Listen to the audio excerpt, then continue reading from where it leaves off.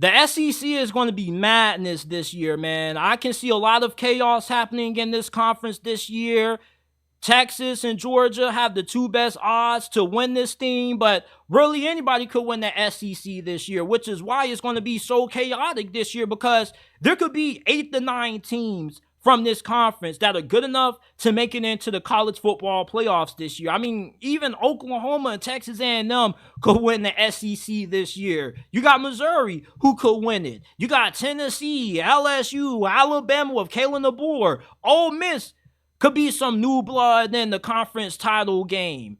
The SEC is going to come down to two schools not named Georgia and Texas this year. That's one of my biggest predictions, or one of my bold predictions for this year, is that Georgia and Texas won't make it to the SEC championship game, because there are other teams in this conference who are as good or not too far off from as good as what Georgia and Texas is. And really, Georgia's the best team in this conference, and then it's really everybody else. Although Texas does recruit at the level that Georgia does, I don't think defensively on their D-line, they're as good as what Georgia is on that unit. Ole Miss, we know that they can score points in bunches, and they got a really stacked offense. Defensively, though, that's where the question lies. Now, Pete Golding, he's going to be having a lot of talented guys coming in from the transfer portal on the defensive end. A lot of the guys that they got from the portal on defense were top 100 rated guys or better. So the talent definitely is there for Ole Miss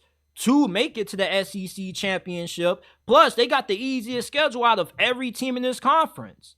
And the only loss I really see Ole Miss taking is to Georgia, potentially. Alabama, they could make it too. Kalen DeBoer, in his first 2 years at Washington, led them to a national championship, a Pac-12 title, and this dude has won everywhere he's been. I think that he's Nick Saban reincarnated. He could win the SEC in his first year at Alabama with them still having a top 5 team from a talent standpoint. It's not like once Nick Saban retired, everybody upped and transferred out.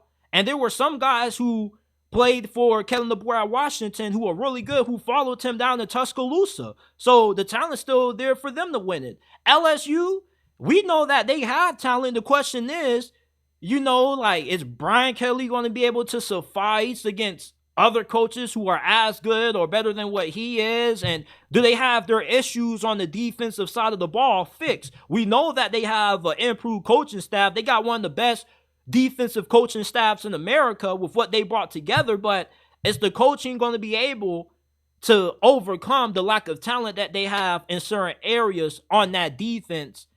Now, in football, we all know that no quarterback can win without good protection up front. It's also important that you protect yourself from data brokers who sell your personal information online to scammers, spammers, and anybody else who may want to target you.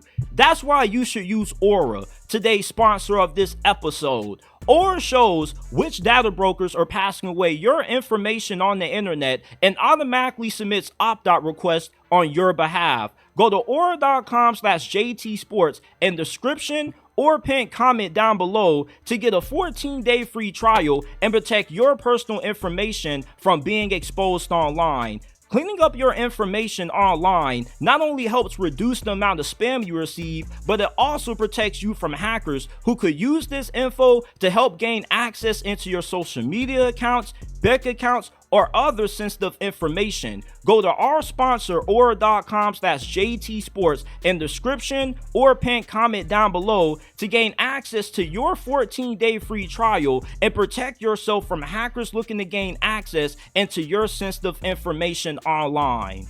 Tennessee, Missouri, Texas A&M, Oklahoma, even Kentucky, they're all wild cards. I really love Oklahoma this year. A lot of people are not giving Oklahoma the respect that they deserve. You talk about a team that's been recruiting at an SEC level. Brent Venables and Oklahoma have been bringing in nothing short of top 10 classes, and they've done a really good job of developing the guys that they've been getting from recruiting.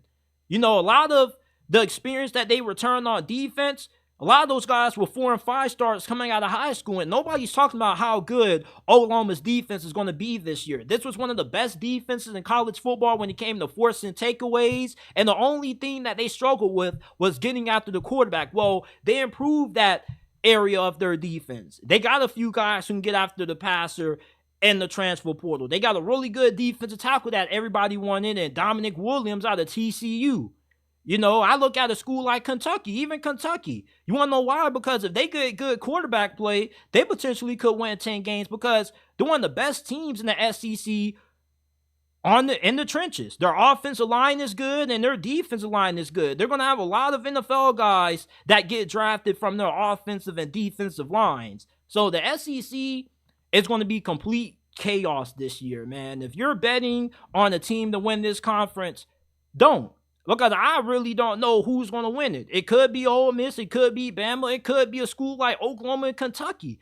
Like, you got Georgia, and then you got everybody else. But Georgia's up here. Everybody else is, like, right here. Because Texas is bringing in top 10, top 5 recruiting classes. You got Oklahoma, who's still recruiting at a high level. Texas A&M is still recruiting at a top 10 level. Alabama's not too far off from recruiting at where Georgia is. The only question is they got a new coaching staff. Are they going to be able to make it work? But the SEC, this is the most excited I've been to watch this conference in the last couple of years, man, because with Texas and Oklahoma joining this thing, it just adds a sense of unpredictability that we haven't had in the last couple of years. Like, the last couple of years, we've always known that it was either going to be Georgia and then probably Alabama playing in the SEC championship. But this year, though, we could get an SEC championship game that doesn't feature neither Alabama or Georgia. And that's what makes the SEC so chaotic this year, in my opinion, man, because anybody can win it. Ole Miss is good enough to win this conference. We just get so tied to the brand and the decal on the side of the helmet that we fail to assess teams for what they are at this moment. And there are a lot of teams in this conference who are not only just good enough to win it, but they potentially could compete for the national championship. Hell, I love Tennessee. I thought that Tennessee was going to be a 10-win team, but when I was doing my record predictions last night, I was like, ooh, I thought A&M was going to be a 9-win team. I did my record prediction last night. I had them going 7-5, 8-4. I was like, ooh, Kentucky. I was like, ooh, Oklahoma. I was like, ooh. It's like, you look at the SEC, man, like, this is a really tough conference to predict. The Big Ten is going to come down to Oregon and Ohio State, but in terms of depth, from top to bottom, there are about 8 to 9 teams in this conference who are good enough to make it into the postseason.